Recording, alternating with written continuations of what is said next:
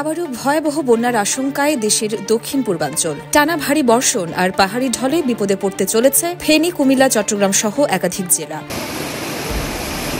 ভারতের ত্রিপুরা রাজ্যের আগরতলার রাডার এবং জাপানের স্যাটেলাইট থেকে পাওয়া তথ্যে দেখা যাচ্ছে 9 জুলাই বিকেল থেকে 10 জুলাই সকাল পর্যন্ত চট্টগ্রাম ও বরিশাল বিভাগের জেলাগুলোর ওপর দিয়ে বয়ে যেতে পারে মাঝারি থেকে অতি ভারী বৃষ্টি।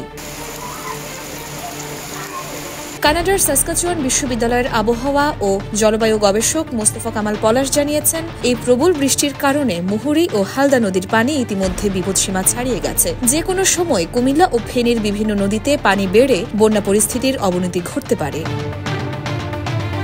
ত্রিপুরা রাজ্য জুড়ে চলছে মাঝারি থেকে ভারী বৃষ্টি। এই বৃষ্টির ঢল নামতে শুরু করেছে ফেনী, চট্টগ্রাম, নোয়াখালী, খাগড়াছড়ি, কক্সবাজার, বান্দরবান সহ আশপাশের জেলাগুলোর নদী নালায়। ফলে নদীর পানি দ্রুত বাড়ছে এবং বন্যার আশঙ্কা আরও বেড়েছে। আর শুধু বন্যাই নয়, চট্টগ্রাম বিভাগের পাহাড়ি এলাকায় দেখা দিতে পারে ভূমিধস। তাছাড়া ঢাকা, খুলনা ও বরিশালের কিছু শহরে সৃষ্টি হতে পারে অস্থায়ী জলাবদ্ধতা।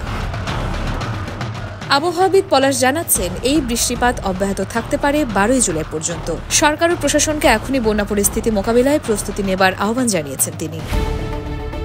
দর্শক, আপনার এলাকায় যদি ঝুঁকিপূর্ণ নদ নদী বা পাহাড়ি এলাকা থাকে তাহলে এখনই সাবধান হন। সরকারি ঘোষণা ও আবহাওয়ার আপডেট নিয়মিত অনুসরণ করুন।